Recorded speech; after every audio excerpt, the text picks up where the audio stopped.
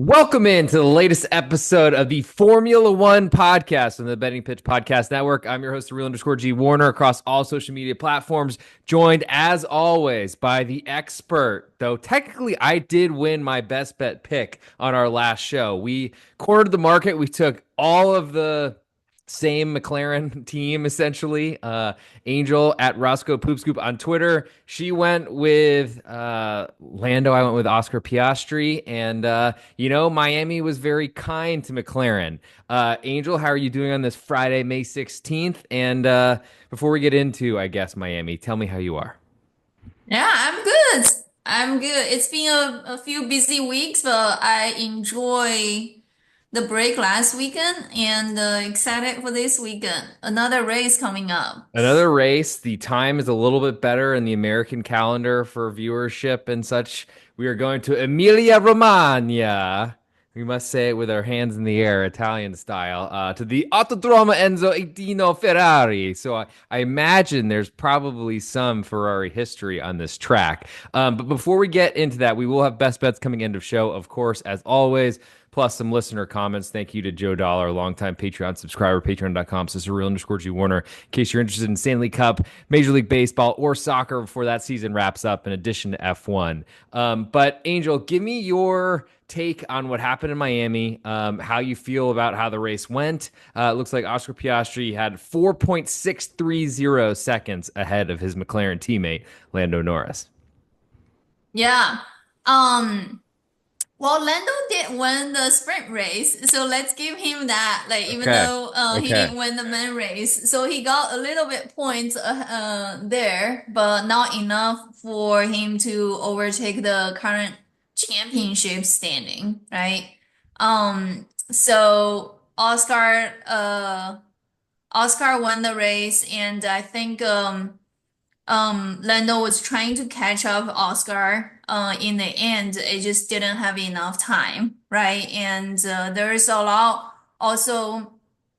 I think we knew McLaren had the best car, and that's probably gonna be their race to win. It's more like which driver, right? Even though Max actually qualified number one, it was quite interesting race to watch, like just how much action on the track from the beginning to even the end of the race. From the beginning, like you have Lando trying to protect he's trying to gain the position against Max, and Max pushing him out. Well, it's an incident, so no one got any penalty on that. Um, and I think just this is also gonna potentially be the thing we see in Imola racetrack is ultimately, even though Max qualified number one, McLaren is still just has a better performance in the long run.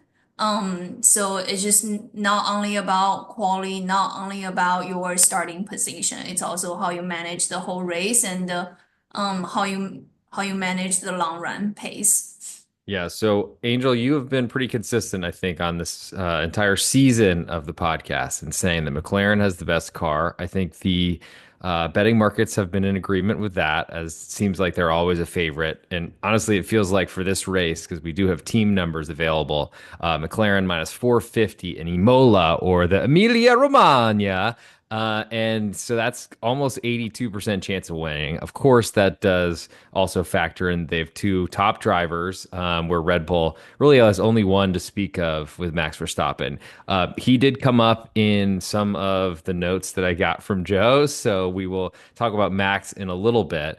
But it looks like, just to kind of close the Miami portion of this episode, recap of that. So Max Verstappen with the pole, but finished fourth, about almost 40 seconds behind Oscar Piastri. And when Piastri, his teammate Norris, 4.63 seconds behind. George Russell finished third, which I think continues Mercedes performing, or maybe it's just George Russell. Verstappen, then Albon, and then it drops off from there. Kimi Antonelli finishing sixth, Leclerc finishing seventh, and Lewis Hamilton. The reason behind at Roscoe Poop Scoop on Twitter, unfortunately finished eighth, Sainz ninth, and then Tsunoda, the other Red Bull driver, at 10th.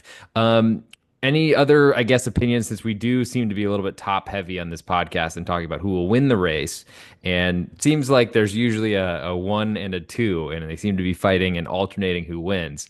Anything amongst those other, I guess, finishers? I don't know that I necessarily have seen Albon finishing or expected him to finish in fifth. But it happened, and he was a big time long shot in Miami, but seems to be getting a little bit more respect in Imola, as we're calling it now. Yeah.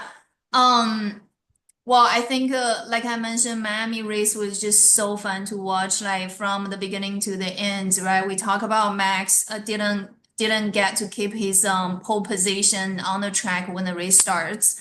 I think a couple of other driver to notice here is Kimi Antonelli actually got the pole position in sprint race. Mm. And that was he officially is the youngest driver ever got pole position in any of the F1 races. And that's I mean you can always come up with all these records in all sports, but I think just he's definitely one of the uprising star everyone keeps their eyes on, right? Him and Oscar and all the Ollie Behrman, all those drivers.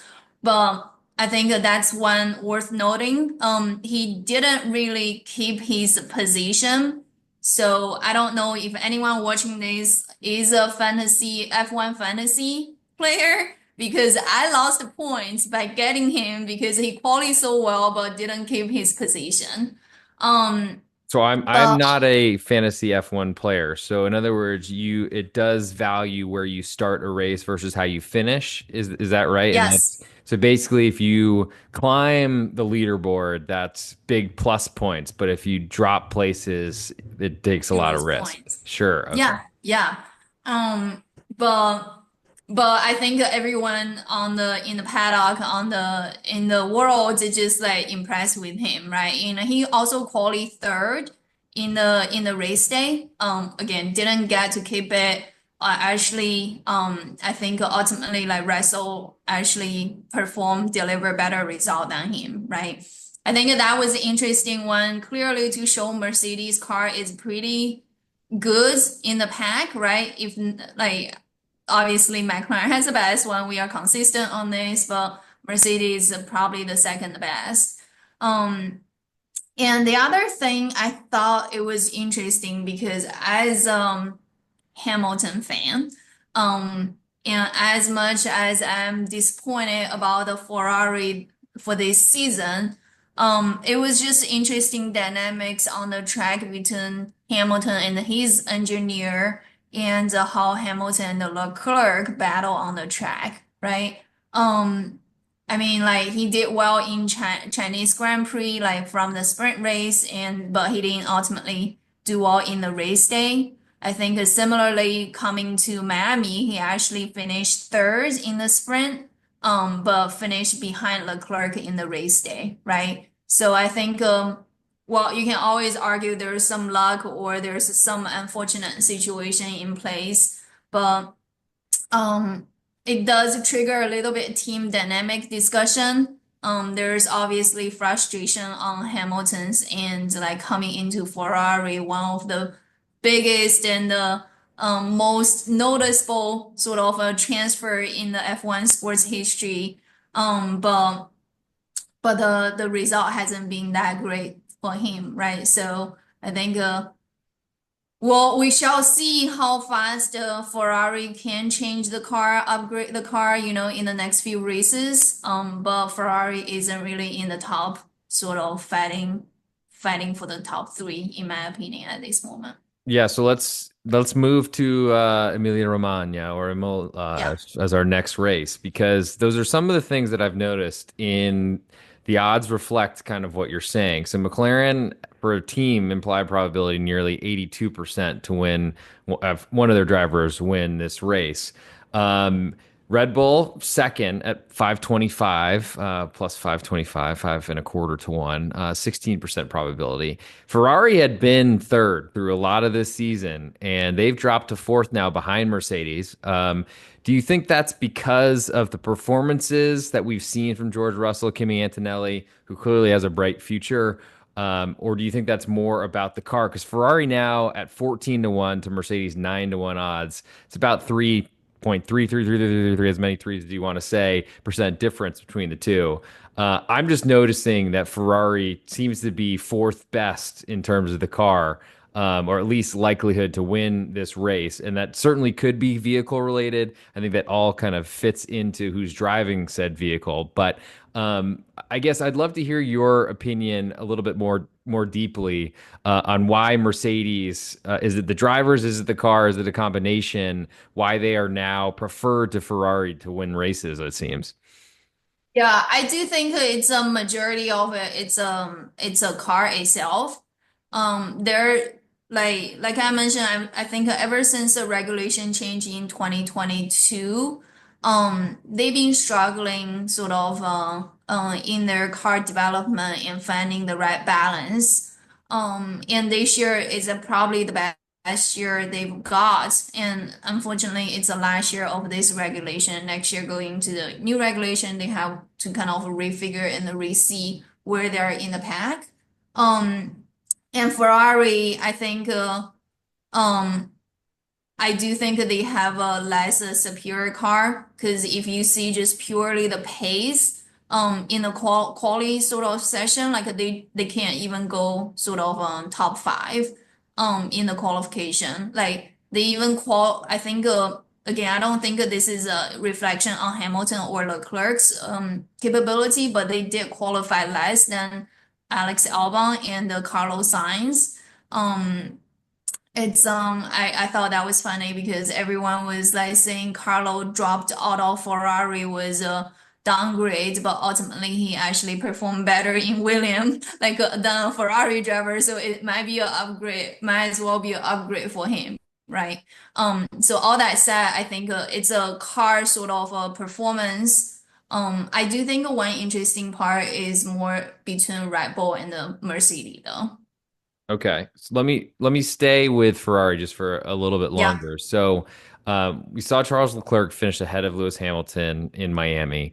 I'm also looking at the odds to win this race, and it seems like there's been a change, or at least, I mean, there's not a lot of faith, it looks like, in the odds 40 to 1 for Charles Leclerc to win, 50 to 1 for Lewis Hamilton. And I guess that's been similar. Leclerc was more likely to win based on odds than Lewis Hamilton was in Miami.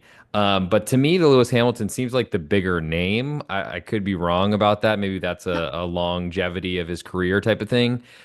We've talked a lot about on this podcast McLaren and trying to figure out if Lando or Oscar Piastri would be kind of prioritized. How do you feel Ferrari is treating this? Is it each driver is 1A and 1B and there is no choice, or is there a little bit of, well, Charles Leclerc's in better position, so we're treating him better, or he's our more important racer? Great question. I only I think ask you the we, hard ones. yes, I thank you. I appreciate that because this is probably dear to my heart as well because my driver is in the mix. Um, but I think it's not as sort of apparent when you don't have a superior car, right? Like you when you don't have a superior car as McLaren, you can't really see sort of who's being favored. Like I will give you example in Red Bull. I think was it Saudi or it might be Saudi, not Miami. Max actually got the pole position, right? And all that is because they had Yuki to give him a tow in the during the qualification. So that tow impact on the when he go into sort of his main lap to get the qualified time, it probably has a point 0.2 or 0.02 sort of improvement impact that ultimately made a difference when he got the pole position, right? So that is It looks teamwork. like Max was pole in or won the pole in both Miami and Saudi Arabia GP, if Yeah, I'm looking it correct. was a yeah, it was a Saudi. He got the pole position because Yuki gave him a toll, and that was a very obvious team decision to favor Max because he has a higher chance to get sort of a pole position, and he did, right? And that whole effect is very sort of obvious in the milliseconds or even thousands of seconds. So you don't see many other driver doing that because you pretty much have to sacrifice your own quality to give your teammates a tow, right? And that was a Red Bull decision. But you don't see Lando doing that in McLaren or versus Oscar. You don't see that in Ferrari either. But going back to your question, I don't think right now, Ferrari hasn't been put into a difficult decision to either prioritize Leclerc or Hamilton, because they haven't really had the competitive car. I do think, in the situation we saw in Miami race, they did prioritize Leclerc. Um, even though Hamilton was on a completely different strategy. They could have let Hamilton through Leclerc to try to catch Alex Albon, or Kimi Antonelli, but they didn't let him through with a better tire and medium tire, which is faster and more sort of manageable, has better traction. They didn't let him through. They wasted a couple laps, and that ultimately didn't give Hamilton the advantage to go catch the previous one, the earlier one, right? So they made the swap back to resume sort of Leclerc being in front of Hamilton.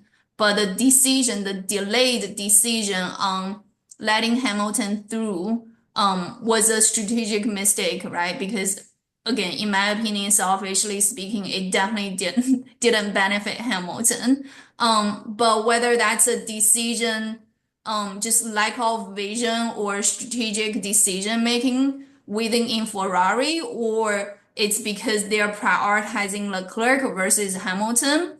I do think my personal opinion is a first, because historically they just prove they haven't really got their shit together in like a decision making. Okay. Sorry, It's excuse my all right. language. Family show. It's okay. Don't worry about it. Yeah.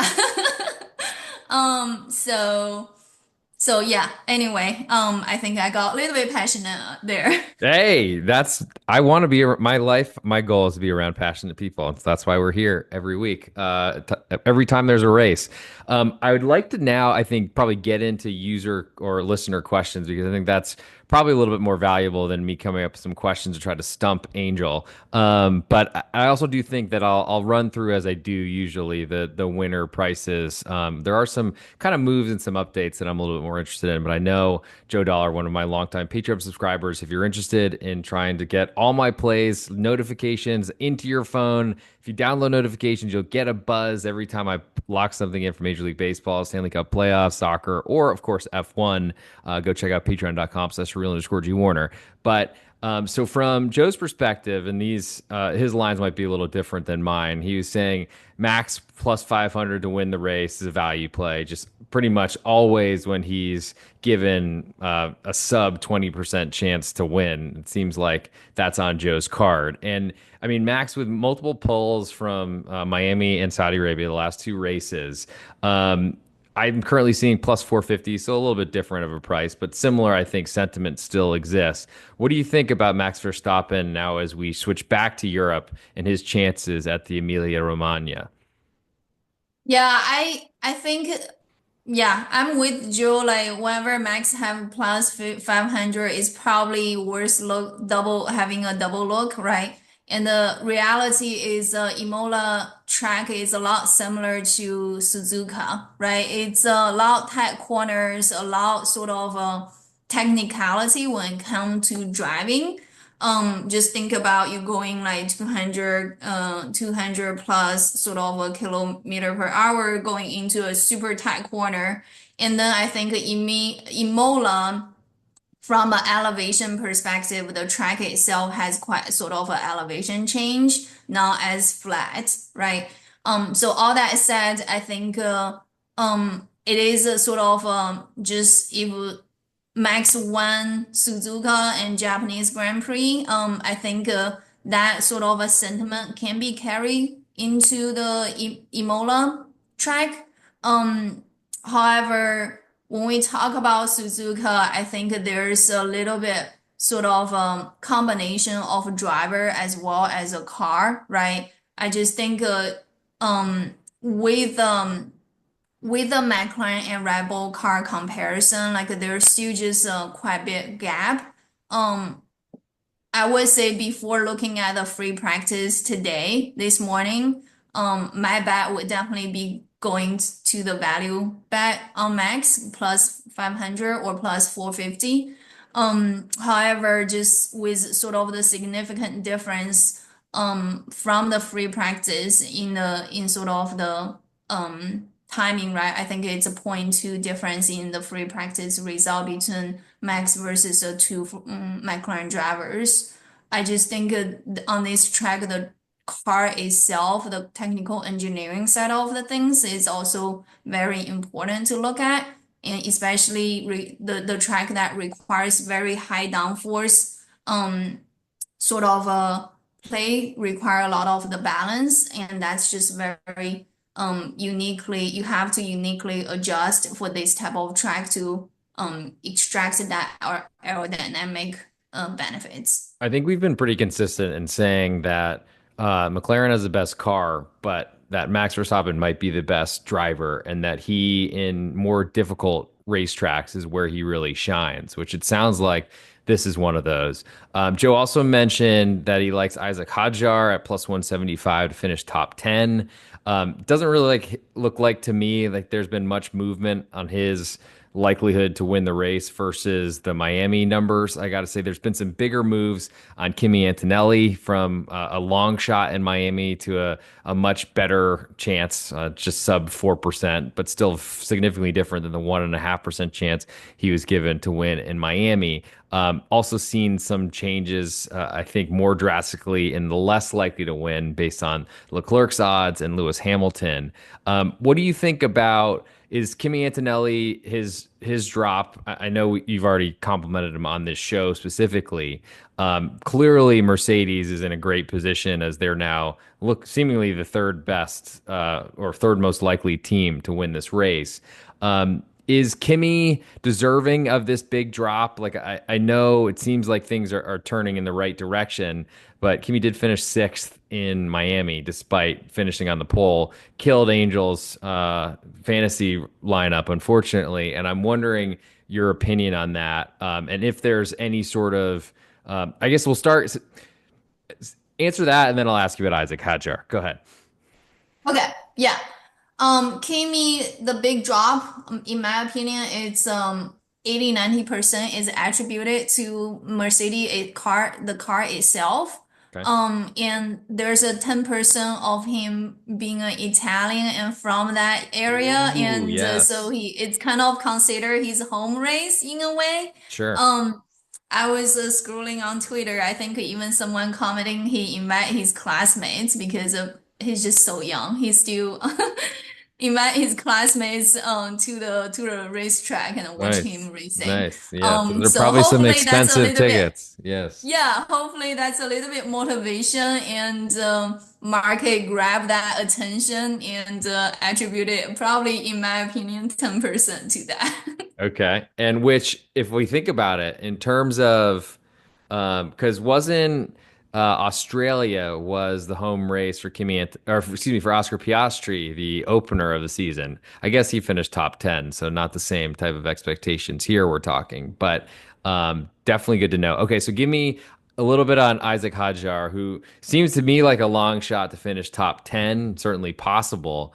But I certainly haven't seen Joe may be onto something that no one else is because his odds seem to be about the same as they were entering Miami, Yeah, I think Isaiah Haja he where he has finished, been sorry, pretty where he con finished 11th, not top 10. So that would be a yeah. little bit of a change.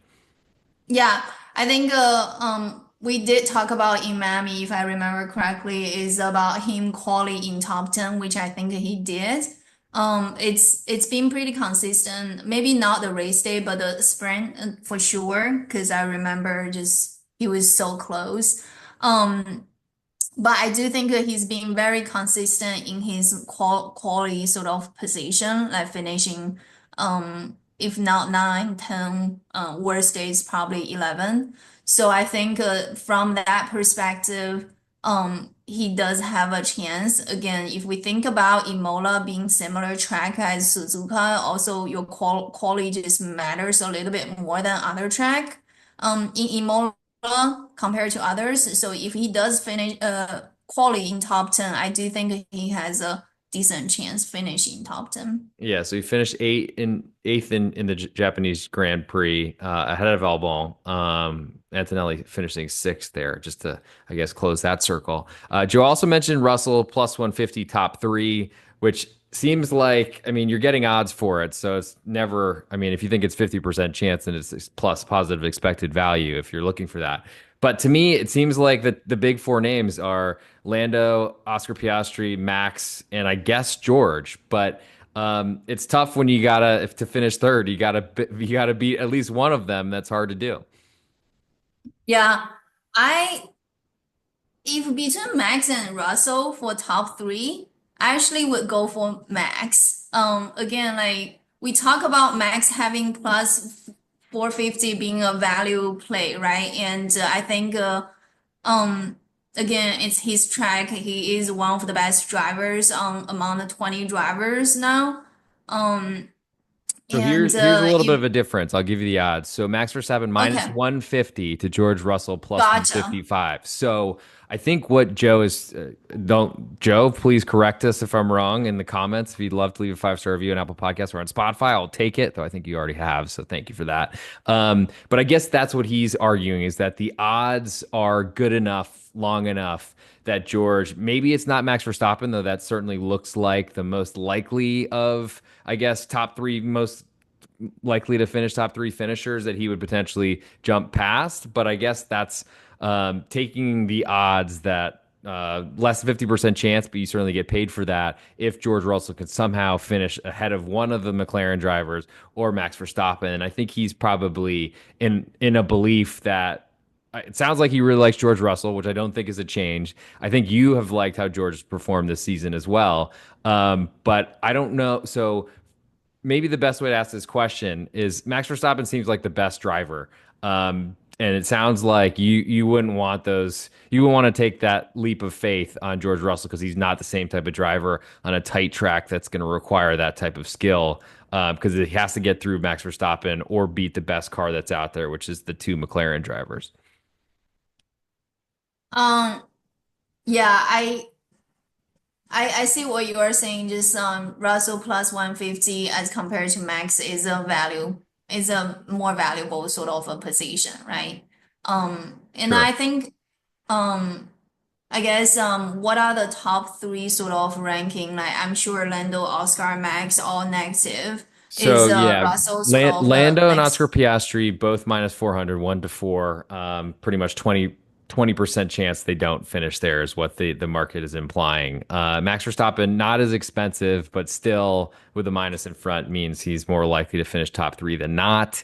So I guess that's probably the decision you're making if you're betting George Russell to finish top three is you like him potentially more than not just Max Verstappen, but ultimately, that seems to me like the most likely domino or chip to fall. I want to get to the last thing on the Yeah. list, and that is classified under 18 and a half at a very juiced number. It is a lot of juice, but I would take this every time, ladder down to 16 and a half. So tell me what you think about that kind of strategy from Joe, which I think is essentially expecting cars not to finish.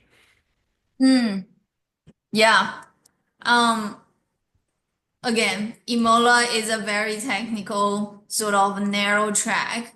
If you look at the track itself, there are a couple turns, like again, it's just very narrow, and it's not just about being narrow because some tracks you have a little bit grass or sort of area that you can go into and then still come out. However, in Imola, if you out, you just out because it's just a hard gravel, right? Gravel, like you just, it's gonna ruin your tire, potentially your floor, Yes. and Tire degradation. If you had it on your board for drink every time Angel mentioned tire degradation, it has come up on this show yet again. yeah.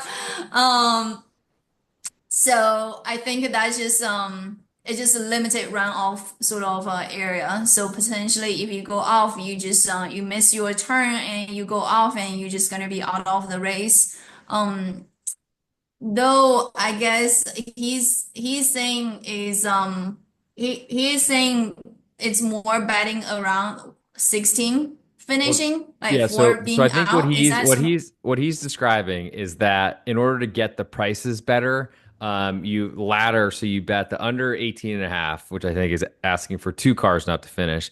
Then you do probably a 17 Mhm. and a half asking for three, 16 and a half asking for four, and your hope is that you win them all, or at least you can somehow hit maybe the 18 and a half and the 17 and a half, lose the 16 and a half, but you end up coming out ahead is his expectation. Because I think along those lines, I don't see numbers for Jack Doohan in here, and I feel like Franco Colapinto is a new name that I haven't seen before. So I don't know if there was a driver change, and I would expect on a technical track you'd want if you're looking for cars not to finish, you'd want some new blood in there that might not be as strong as some of the initial drivers.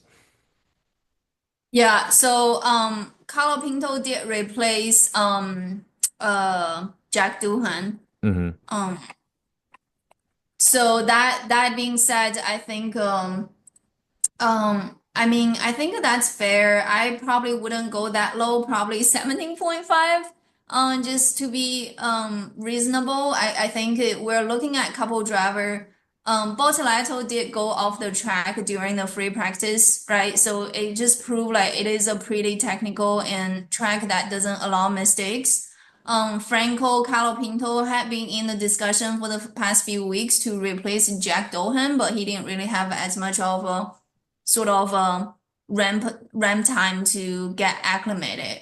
Mm. Um, and I think there's also again, if we're not talking about Ollie Behrman because he's been consistent, like there could be another driver that just have whether technical issue or being lumped into some of the crash. You just when one make a mistake and then just accidentally hit another one. So I think um, three is reasonable and four is possible, but I guess I don't know on 16.5 what's kind of the The money pricing. line for that. Yes, Yeah. yes, that is an important piece. Let me see if I can find it. In the meantime, I will address kind of where we are for the Emilia Romagna, Imola. We do have Oscar Piastri now a favorite to Lando Norris, plus 140 Piastri, plus 170 for Lando Norris. Max Verstappen at 4.5 to 1.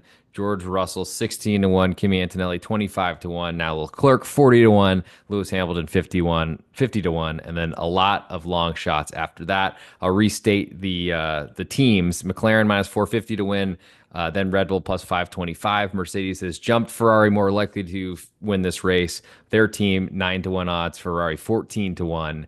And I think before we get to the end of our podcast, and we will be getting to best bets coming end of show, is there anything that you'd like to say? So I guess to summarize Imola, similar to Japan or the Japanese Grand Prix, lots of tight turns and will likely reward a technical driver. And are you saying that that means it's kind of a position for Max Verstappen, one of the best technical drivers in the world, if not the best, that he can kind of overcome some vehicle or car limitations?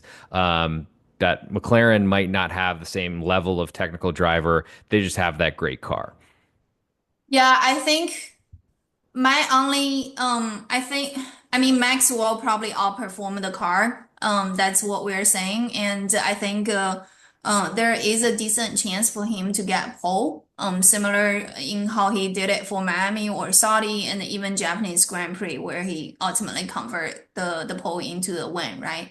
My only concern with the difference between Imola and the Suzuka is um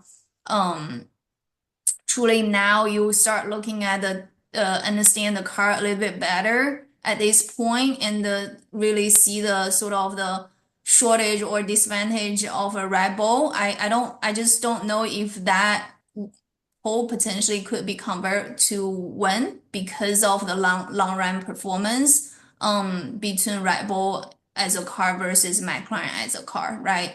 So Max as a truly exceptional technical driver that one of the best on the track.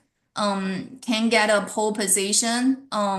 But it's gonna be up to the racing gods for him to get sort of the converted to win, Got in it. my So opinion. and just to I guess close the circle. So it looks like total drivers to finish the GP under 18 and a half is minus 150, 17 and a half is plus 167. So pretty significant jump there. And then 16 and a half, as you mentioned, might be a little risky. Plus 40.83, so nearly 5 to 1 odds that four drivers will not finish this race. So it's time to get to the ultimate best bet portion of the show. Of course, opening the board as much as possible for Roscoe Poop Scoop and yours truly at the real underscore G Warner across all social media platforms. If you have not left a 5-star review, please do so on Apple Podcasts or on Spotify called Betting the Pitch. And certainly, if you make anything in your comment relevant to F1, I will pass it along to Angel and have her address you directly on our next episode or whenever it comes through. I'll keep checking that, try to remember for the next one. Other than that, we will. Planning is to put out like I do ultimate best bets for the soccer portion of this podcast. I'll put something on Instagram at the real underscore G Warner and on YouTube, which would be basically our 40 minutes broken down into one and put out on the social media channels, and that'll include our best bets. Angel at Roscoe Poop Soup on Twitter. Where would you like to go for your best bet in the Emilia Romagna Grand Prix? Okay, short, sweet. I would stick with Lando Norris. Okay. Again, reason being it is a tough track to overtake, and he has been historically qualified better than Oscar Piastri. So hopefully he can deliver, and he can keep his pole position. I like that idea. Short and sweet. Always good as we run towards the end of these episodes. So I will, I guess, throw mine in here. Just let me get an updated number and then I think I have it right here. Okay. And I don't think you know where I'm going. So let's see what you think. I'm going to watch your facial expression while I do this. Hey, this is real underscore G Warner on Instagram, Patreon, Twitter, and on YouTube. This is the ultimate best bet from the Emilia Romagna Formula One episode on the Bet and Pitch Podcast Network. You can hear the full 40 minutes with at Roscoe Poop Scoop and myself. She just gave you her best bet. She is going with Lando Norris plus 170, taking the odds, the value on one of the best drivers with the best car to win the Imola race, plus 170 on Lando Norris. For my best bet, the real underscore G Warner across social media platforms, all of you can think of, and especially at the real underscore G Warner, patreon.com/real underscore G Warner for my plays across all sports, including Major League Baseball, the Stanley Cup playoffs, the rest of the soccer season, of course, F1. I'm going to go with signing with one of our listeners. I'm going to go top 10 for Isaac Hadjar plus 110 are the odds. He finished eighth in the Japanese Grand Prix. My expert, she says that the technical driving is what's going to do it here. So Isaac Hadjar plus 110 to finish in the top 10 of the race. And that'll do it for this episode. Thank you all for tuning in. We'll be back for the next episode, the next Grand Prix, as we go through this entire F1 season. It's wild. It's continuing. We'll go to Monaco next, which I actually have some gear that I got in Monaco, which I might have to put on for this next one. But thank you for coming in. We will see you next time. And of course, make sure you hit at Roscoe Poop Scoop on Twitter, give her a follow. And of course, if you want to slide in her DMs and ask her for her expert picks, especially for F1 fantasy, she'll help you a lot more than I will. We'll see you next time.